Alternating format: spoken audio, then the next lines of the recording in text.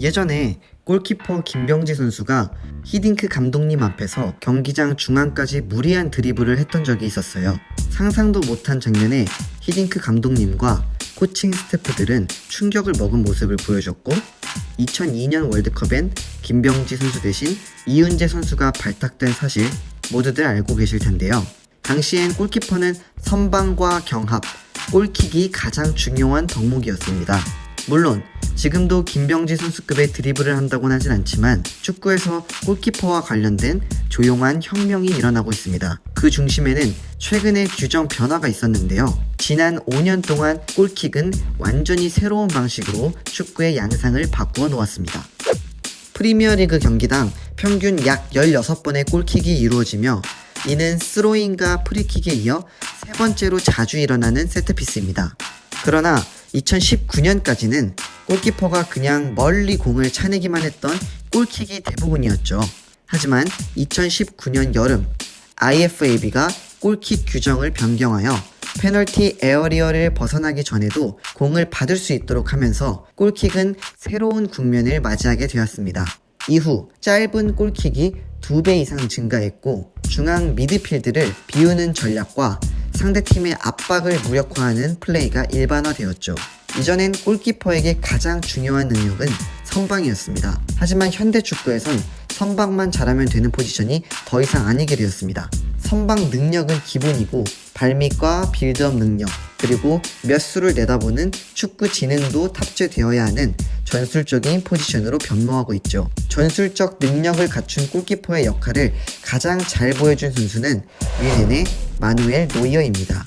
물론 노이어 이전에도 비슷한 플레이를 한 골키퍼도 있었지만, 선방, 캐칭 던지기 등 손을 쓰는 기술뿐만 아니라 정확한 킥과 롱패스, 빌드업, 그리고 개인기 등 발을 쓰는 기술, 볼을 처리하는 태클과 판단력까지 완벽히 탑재한 현대 키퍼의 완성형이 바로 노이어라고 할 수 있습니다. 골키퍼를 전술적으로 활용하는 변화의 목적은 상대를 최대한 끌어내어 넓은 공간을 만드는 것입니다. 처음에 압박을 잘 벗어나기만 한다면 경기장의 절반을 자유롭게 사용할 수 있게 되죠. 아스날의 경우 수비수 가브리엘이 골키퍼 다비드 라야에게 공을 전달하고, 라야가 이를 받아 킥을 하는 장면이 자주 연출됩니다. 과거에는 공을 페널티 박스 밖으로 차내야 했기 때문에 상대팀의 압박을 더 쉽게 받았지만, 이제는 수비수와 골키퍼가 박스 내에서 패스를 주고받으며 공을 중앙에 위치시키는 경향이 커졌습니다.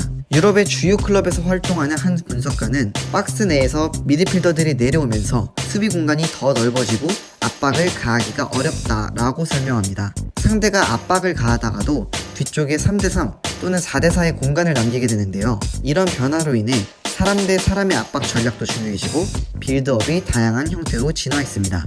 빌드업이 좋으려면 골키퍼의 발밑 능력도 좋아야 하는데요. 수비수와 패스를 주고받으면서 공간 내 수적 우위를 확보할 수도 있고, 빌드업 방식을 여러 가지로 제시하며 압박이 들어올 시 생겨난 넓은 공간으로 좋은 롱패스를 보낼 수도 있습니다.